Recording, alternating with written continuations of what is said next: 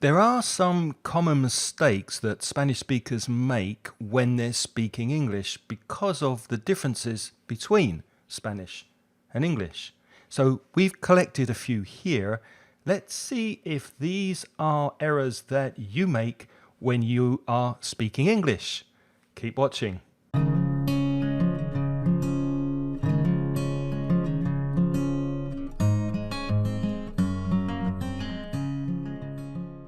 Okay, I'm going to show you some common mistakes. Let's see if you can find the mistake and correct the sentence before I give you the answer. Ready? Here's the first one. Louis has phoned you an hour ago. What's wrong with that sentence? Think about time expressions, verb tenses, and sometimes verb tenses and time expressions like to go together. Did you get the answer? It's past simple, and the time expression ago likes to go together with the past simple. So Louis phoned you an hour ago, past simple. Here's the next one. What do you think? There's a mistake in this sentence. There are always bad news in the newspapers. You need to think about countable nouns and uncountable nouns. What grammar do you use? And is there an uncountable noun in this sentence? Yes, there is, but it's a tricky one. News has an S, but it's uncountable. So we say there is bad news, or there is some bad news, or a piece of news. So remember that news looks like a countable plural noun, but it's actually uncountable. And it's different in Spanish. That's why this is a common mistake. Here's another common mistake. What do you think? Not what do you think about Nicole Kidman, what do you think about the sentence? There's a mistake there. What is it? Think about adjectives and adverbs. We're speaking about the way she acts. There are two ways you could say this.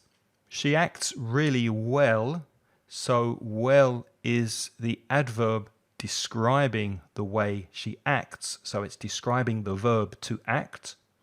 Or a second possibility, use an adjective to describe the noun. She's a good actress. He sings really well, he's a good singer. She plays football really well, she's a good player, etc. My friend has a son which looks like Sylvester Stallone. Not sure if that's a good thing or a bad thing. But what's the problem with this sentence? Think about pronouns. What's the pronoun for a person? Here's the answer. It should be who. So use who for people and which for things. This is another common mistake. And it's also connected to time expressions and verb tenses. So what's the verb tense here? And what should the time expression be? It's present perfect continuous from a time in the past or a point in the past until now. So for is the time that has passed. 9 years until now. You can also use since. Since 2021, for example, or since 2015.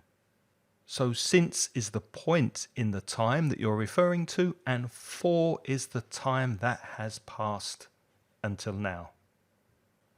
What's the problem here? Think about modal verbs. Here we have a modal verb for obligation. You feel a lot of obligation to buy the milk. But why is this not correct? It's not correct because you don't have to after modal verbs. Must, should, can, could, would, etc.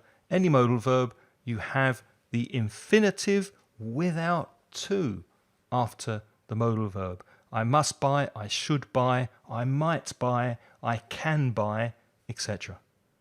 Here's another common mistake. We've got the present continuous, but is that the best tense we can use? And what is the sentence actually saying? When do we use the present continuous? What do we use it for? And is it correct in this sentence? It's probably not correct because we use the present continuous for something that we're doing at the moment. Now, I'm drinking water. Cheers. Also, we use the present continuous for the future. I'm going out later today. I'm watching a film this afternoon, for future events.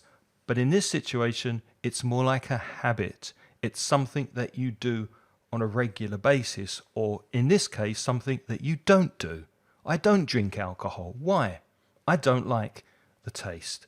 So present simple with this example is a much better tense to use. Here's our final one for today. Let me give you a good advice. Learn something new every day. What's the problem with this sentence? Also, it's connected to countable and uncountable nouns, and we had one before with news. Yep, you guessed it, it's advice. Now in Spanish, it's countable, un consejo, right? But in English, it's uncountable. So some advice or a piece of advice. Let me give you some advice. Learn something new every day. We hope you've learned something new today. Thank you for watching. If you'd like more of these common grammar errors, especially if you're a Spanish speaker, we do have in the store errors gramaticales or errores gramaticales comunes in Inglés. There's a PDF of 117 pages, more than 400 common errors made by Spanish speakers, and it's only €2.99. It's a great deal. I'll see you soon.